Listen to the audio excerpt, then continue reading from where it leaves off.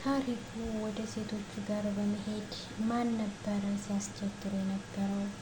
ማን ነበረ? እባክህ ተገድጄ ነው ታግቼ ነው እዚህ የተገኘሁት አድነኝ ስትይ የነበርሽ ራስሽን አዳልጪ፣ ካልሆነ ግን ሁላችሁም የእጃችሁን ታገኛላችሁ ሲል ከሴቶቹ ውስጥ አንዷ እኔ በሰው ጥፋት መቀጣት ሰልችቶኛል፣ እኔ ያለ ጥፋቴ መቀጣት አልፈልግም ስትል ሔዋንም ምን እያልሽ ነው ስትላት፣ አዎ እኔ በሰው ጥፋት መቀጣት አልፈልግም አለች።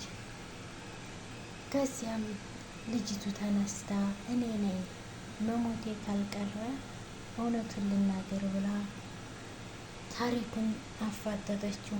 እሱ ግን እሷን ሊገል አልነበረም የመጣው። ኤፍራታ እንግዲህ ለጽዮን በሽታዋን ነገረቻት ማለት ነው። ጽዮንም ብቻ ከወንድሜ ነው ብላለቻት። ኤፍራታም ይህን ነገር ማጣራት አለብን ቶሎ በይ ሆስፒታል እንሂድ ብላ ተጣድፈው ሄዱ። ናታን እንግዲህ ድጋሜ ወደ ቢኒ ጋር ሄዷል። ቢኒም ለምን መጣ ጥየቃህን ከጨረስክ በቃ ሁታ ሲለው፣ እባክህ ቢኒ አዳምጠኝ ሲል፣ እኔ ምንም የማዳምጥህ ነገር የለም፣ የእናንተ ቤተሰብ ለእኛ ቤተሰብ አስፈላጊ አይደለም፣ ስለዚህ ተወን አለ። ገኒም ቢኒ ብላ ተቆጣችው። እባክህ ያለውን ነገር በሙሉ ለብቻችን ሁነን እናውራ ሲለው፣ አይ ሁሉንም ነገር ተደብቀህ ለምታወራቸው ጓደኞች ነገራቸው፣ የኔና ያንተ ጓደኝነት አብቅቷል ሲለው፣ እባክህ ብሎ ተማጸነ። ገኒም ተቆጣቸው። እሺ በቃ ካልክ ብሎ ተያይዘው ወጡ። አሰላሙ አሌይኩም ወራህመቱላሂ ወበረካቱ። ውድ ቻናሌ ተከታታዮች እንዴት ናቸው? አላሁ አልሐምዱሊላህ። ለቤት አዲስ የሆናችሁ ሰብስክራይብ በማድረግ ተቀላቀሉ። ነባሮች ላይክ፣ ሼር፣ ኮሜንት በማድረግ አበረታቱኝ። እንግዲህ በክፍል 96 ሐረግ ክፍል 96ን ይዤላችሁ መጥቻለሁ ማለት ነው። ቪዲዮውን እስከ መጨረሻው ተከታተሉት። እንግዲህ ሴቶቹን እያስቸገሩ ያለው ታሪኩ ማለት ነው። አሁን ደግሞ ማን ነበርሽ አስጠፋኝ ስትይ የነበርሽ ተገድጄ ነው ታግቼ ነው ያለችው ማናት ሲል ሁሉም ደንግጠው ጸጥ አሉ። እኔ መቼም የለሁበትም አለች ከውስጣቸው አንዲቷ። እኔ በሰው ጥፋት መቀጣት ሰልችቶኛል፣ ማነሽ ራስሽን አጋልጭና ውጭልን አለች። አዎ ሲል ታሪኩም እንዴት እንደዚህ ትያለሽ አለቻት ሔዋን። አዎ እኔ ትናንት ማታ ያሳለፍኩትን ስቃይ ይጠይቀኛል።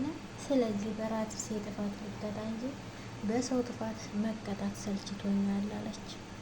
ልጅቱም ተነስታ እኔ ነኝ መግደልም ካለብህ ግደልኝ፣ ከመሞቴ በፊት ግን አንድ ነገር ልንገርህ፣ አንተና ግብረ አበሮችህ የገደልካቸው ሴቶች ደም መንፈስ ምንጊዜም ሰላም አይሰጥህም፣ ይከተልሃል ስትለው አልገልሽም ብሎ የታገተውን ትንሽ ወንድሟን አሳያት። እሷም እባክህ ብላ ተማጸነች። እባክህ ወንድሜን ምንም አታደርገው እባክህ ብላ ብትማጸነው ምንም ሊሰማት አልቻለም። ነገሯን ካስጨረሰ በኋላ ልጁን እንዲገደል አደረገ እየሰማች። እሷም እዚያው ጮኸች። ሔዋንም እሱን ለመጋፈጥ ተነሳች። ነገር ግን በፊት የነበራት ቃል ትውዝ አላትና ራሷን ስተወደቀች። ታሪኩም ትቷቸው ሄደ። በዚህ ጽዮን ደጋግማ ወደ ኤፍራታ እየደወለች ነው። ኤፍራታም አላነሳችላትም። ጽዮን ተጨንቃ ደጋግማ ትደውላለች። አነሳችላት። ምነዋ ነው አታነሽም ስትል አነሳሁት አይደል አለች። አሁን ሊዘጋ ሲል ነው ያነሳሽው አለች። ጽዮንም እባክሽ ትንሽ አሞኛል አለች። ለምን ምን ሆነሽ? በቃ መጣሁ ወደ ሆስፒታል ወስድሻለሁ ብላት ጽዮን የኤፍራታን መልስ ሳታዳምጥ ዘጋችባት። ወደ ቤትም መጣች። በይ ተነሽ ይዤሽ ልሄድ እያለቻት ባለበት ኤፍራታ አሟት ወደ መጸዳጃ ቤት እየሮጠች ሄደች። ጽዮንም ተከትላት ሄደች። ሁኔታውን ሁሉ ጠየቀቻት። ኤፍራታም በዚህ ሰሞን ያጥወለውለኛል፣ ወደ መጸዳጃ ቤት ሲሄድም ምንም ነገር የለም እንደምታዩ፣ ሽታ ሁሉ ያስጠላኛል ስትል ብቻ የምጠረጠረው ነገር እንዳይሆን አለች ጽዮን። ምንድን ነው ስትላት ያልሻቸው ነገሮች ሁሉ በየሶሻል ሚዲያውም ሳይ የእርግዝና ምልክት እንደሆነ ሲያወሩ ሰምቻለሁ ስትል እውነትሽን ነው ያለች ኤፉም አዎ አለቻት። እና ኤፍራታ የዚህ ጊዜ ደስ አላት። ከወንድሜ ነው አለች ሲሆን ይህን ነገር እውነቱን ማረጋገጥ አለብኝ፣ ቶሎ በይ እንሂድ ብለው ተያይዘው ሄዱ። ዳጊ ለገኒ ኤፉ ጠልታን አይደለም ተናዳብን ነው እንጂ መታመምሽን እንኳ ስታይ እንዴት እንደሆነች አለ። ገኒም አዎ ኤፉ ትመጣለች ድጋሚ፣ ሁላችንም አብረን እንሆናለን አለችው። ገኒ ዳግምን እንደዚያ ለብሰህ ልጄ ወዴት ነው የምትሄደው? ወይንስ እንደ በፊቱ ራስህን አደጋ ላይ ጣልክ ስትለው ቢኒም ምንድን ነው አደጋ ውስጥ ገብቶ እንደ ዳጊ ምንድን ነው እየተፈጠረ ያለው ንገሩኝ እያላቸው ነበር። ገኒ ለቢኒ ንዴትክንና እልክህን ተውና ናታንንና ጽዮንን ይቅርታ ጠይቃቸው አለችው። እነሱ ስለ አንተ በጣም እያሰቡ ነበር። ዳጊም አዋጉቴ ፂ በጣም ተጨንቃ ራሷን ስታ ወድቃ ነበር አለው። ስትነሳ ራሱ ብዙ ቦታ ነበር የፈለገችህ አለው። ቢኒም ኧረ እባካቸው ተውኝ፣ የእነዚህም ቤተሰብ ስም አታንሱብኝ ሲል ገኒም የሚጸጽትህን ነገር አታድርግ፣ እነሱ ያለኛ እኛ ያለነሱ በጭራሽ አይሆንም አለችው። ወይዘሮ ትዝታ የስራ ባልደረባ አድርጋ ሄንት ያስቀመጠችው ልጇ ወደ ቤት መጣ።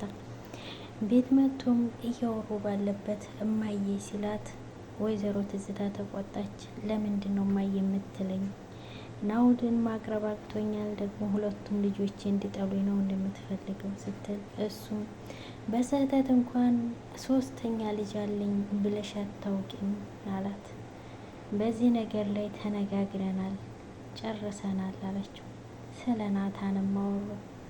ናታን እንግዲህ ትልቅ አደጋ ውስጥ ነው ያለው።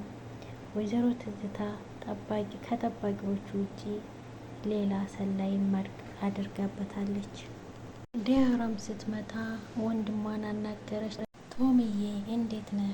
በቃ ስራ ላይ ናቸው። ስራ ስትጨርሱ ማሚ የማናግርሽ ነገር አለኝ እመጣለሁ አለች። እሱም በፈገግታ አያት። ዲያራ ከሄደች በኋላ ወይዘሮ ትዝታ ምንድን ነው እያደረክ ያለኸው? እንዴት ነው በምታያት በፈገግታ አለችው። እህቴን ሳያት የእህትነት ስሜቱን መቋቋም አልቻልኩም አላት። በቃ ይሄን ነገር ርዕስ እያነሳህ መጨቃጨቅ ነው እንደምትፈልገው ስትለው መጨቃጨቅ ጸብም አልፈልግም፣ የሚገባኝን ስጡኝ ነው እያልኩ ያለሁት፣ የሀብት ክፍፍልም አይደለም፣ የቤተሰብ ፍቅር ብቻ ነው የፈለግኩት አላት። በቃ እዚህ ከቆየህ ጥሩ አይመጣም እና ልሸኝህ ብላ ተነሳች። እሱም ወጣ። ቢኒ እንግዲህ ቁጭ ባለበት እንቅልፍ ወስዶታል። ቢጠሩት አይሰማም። ዳጊም ቀስ ብሎ ስልኩን ከእጁ ላይ ሲወስድ የጽዮንን ፎቶ እያየ ነበር እንቅልፍ የያዘው። ቢኒም ሲነቃ ስልኩን ወስዶበታል። አጎቴ ከዚህ ቤተሰብ ጋር ድጋሜ እያለ ሲል ናታን ቤት ገባ። ናታንም ገኒ እንዴት ነሽ? ከሰሞኑ በጣም ደህና ነሽ አላት። አዎ ልጄ ደህና ነኝ ብላ እያወሩ እያለ በቃ ጥይቃህን ከጨረስክ አይበቃህም ውጣ አለው። እባክህ ቢኒ እባክህ እንነጋገር ሲል ምንም አያስፈልግም አለ። ገኒም ተቆጣችው። እሷ ስትቆጣው እሺ ብሎ ሲነሳ ገኒ እያመሰግናለሁ ብለው ተያይዘው ወጡ። ያፌት እንግዲህ ወደ ቤት ተመልሶ ኤፍራታን ሲፈልጋት ቤት ውስጥ የለችም፣ ቢጣራ የለችም። ያፌት አሁን በተወጋበት ሰዓት ሰውየውን ፊቱን በያየውም ሁኔታው ግን ናታንን እንደማይመስል ተናገረ። ወደ ታሪኩም ደወለ። ታሪኩን የት ነሽ ሲለው ሉሊትን እንዳገኛት አዝኸኝ ነበርና እሷን ላገኝ እየጠበኩ ነው አለው። እሺ ናታን ማታ ወደ ቤት እንደገባ ነግረኸኛል አለው። አዎ ልጆች እንዳሉኝ ማታ ወደ ቤት ገብቷል፣ እስካሁን ከነጋ ግን ከቤት አልወጣም አለው። ጥሩ ሲል እንደምንከታተለው አውቋል ሲል እንዴት አያውቃል ናታን። ያፌትም ሉሊትም እንግዲህ መጣች። ያፌትም ሉሊት እንዴትም ብላ ከናታን ጀርባ ያሉትን ሰዎች ማጣራት እንዳለባት ነገራት። ያን ማድረግ ካልቻለች አንገቷን ቆርጣ ጣለላት አለው። ታሪኩም ሉሊትን ለቃ ዛሬም አንተን ነው እንዴ ላከው? ቆይ ለምንድን ነው እንዳላገኘ የፈለገው? ይገርማል፣ የእሱን ድምፅ ስሰማ በቅርብ ያለ ሰው እንደሆነ ይሰማኛል አለችው። አሁን መለፍለፉን ተይና አለቃ ስለ ናታን እንድታጣሪ ነግሮች ነበር አይደል አላት። እና ምን አገኘች ሲላት፣ አይ ከእሱ መረጃ ማግኘት በጣም ከባድ ነው፣ እንኳን እኔ ላወጣጣው እሱ ማን ነው እንደዚህ ያደረገሽ እያለ እኔን ሲያፋጥጠኝ ነበር አለችው። አይ ለምንድን ነው ዛሬ ቤት የዋለው? መቼም አንቺ አስችሎሽ ለምንድን ነው ቤት የዋልከው? ሳትጠይቂው አልቀረሽም አይደል አላት።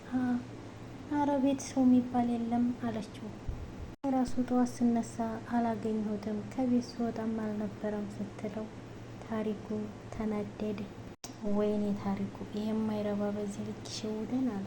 ሉሊትም እኔ አላምንም፣ ናታን እናንተን ሸወዳችሁ አለችው። እናትሽን እንደዚህ ነቀል ነው